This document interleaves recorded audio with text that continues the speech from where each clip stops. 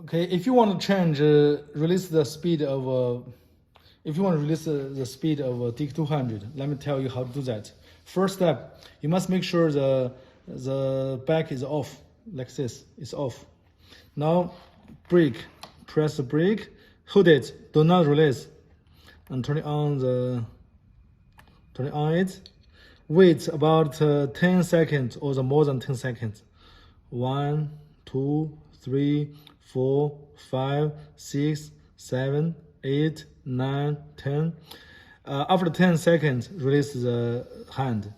But sometimes if you count very fast, you need maybe 20 seconds. Anyway, just try to slow, okay?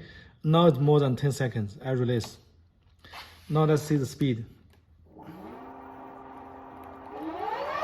See, they can go very fast. That's it. If you want slow speed, you can do again. Okay, make sure you do the correct way. Turn it off. Press and do this and press a button.